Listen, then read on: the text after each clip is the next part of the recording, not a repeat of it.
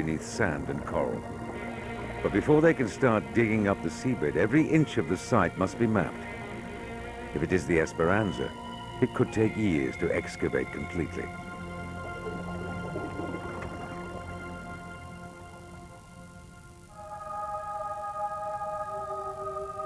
According to the archives, it was a clear December night in 1806 as the richly laden Esperanza began the yearly run across the Pacific to Mexico.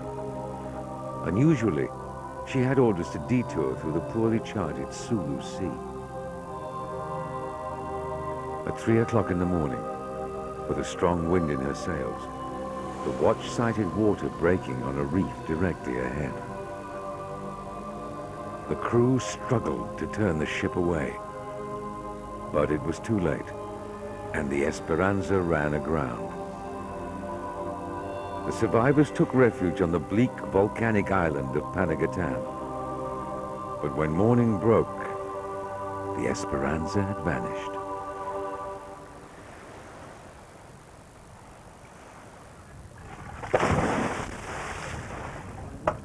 Using an airlift, a basic tool of maritime archaeology, Steve is now ready to start uncovering the wreck.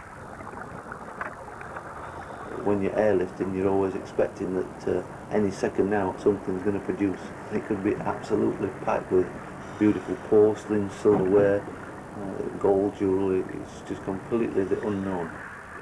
This particular site, we only got some basic indications as to what it may be. We don't know whether it's English, Spanish, Portuguese. We don't know what's on it.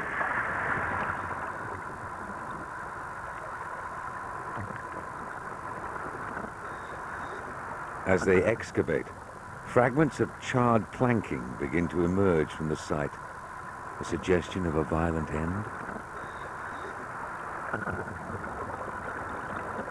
Surprisingly, even some of the rigging has survived.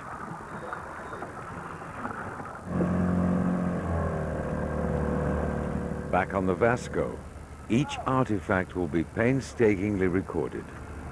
So we're logging everything in a digital photograph form. Oh, this is actually, we believe, part of a sail. Okay, so what do you reckon? It's a wine or? Larry Alba, an archaeologist from the National Museum, thinks there may be a clue in the glassware. Similar dark green glass bottles from an 18th century English shipwreck in Palawan. Oh. Yeah. Yep, here you go, I got it. Yeah, whoa, good one. So this is heavy, man. So this is obviously the wooden stock here. There's the barrel. It's like a little Muskets. cap on the end of the wood there. Military hardware will almost certainly help identify who was on this ship. The underside, and that may be the cleaner. Then another tantalizing clue. Steve finds a piece of coral with an impression of a cannonball. But there's no sign of a cannon.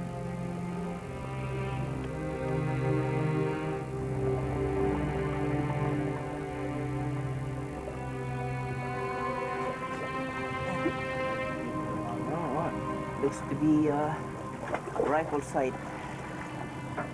And the other hand, looks like, right, nice. yeah, looks like a badge or a buckle piece. Yeah, military insignia of some description. The divers are now bringing up military badges and a variety of musket parts, evidence that this ship carried troops. The question is, were they Spanish? Hey, Trigger guards? is trigger guards for sure. Many of the artifacts have been bent by force, again suggesting a violent wreck. What tragedy befell these people? And who exactly were they? Right, we're sending these pieces back now to the UK, back to have some experts look at them. We've got some interesting pieces that may bring information. Side locks off of firearms. We've got the trigger guards off of firearms. They might be able to give us some glean of information. But this is what I'm most pleased about finding. We're almost certainly going to find information out about the wreck from this. There must be somewhere information relating to the regiment that this scaffold was designed for. Now, look at this. On the other side of the world, in London, Well, India powder- two leading authorities on military artifacts attempt to identify the wreck. Sword hilt. Sword hilt. Yeah. Pommel from a Right. sword. Lion's head. Gripped like that. Navel? With so little to go on, it's quite a challenge for historians David Harding and Dr. DeWitt Bailey. 1819. Ah, great. Trigger guard. Ah, yeah. Ah, India powder. India pattern. Yeah. Broken off here. Somewhat distorted. But, Yeah, definitely British. British, yep. And that's a musket ball and a pistol ball. But, you know, British size. See how these parts Right. match up to what we reckon they are. Yeah.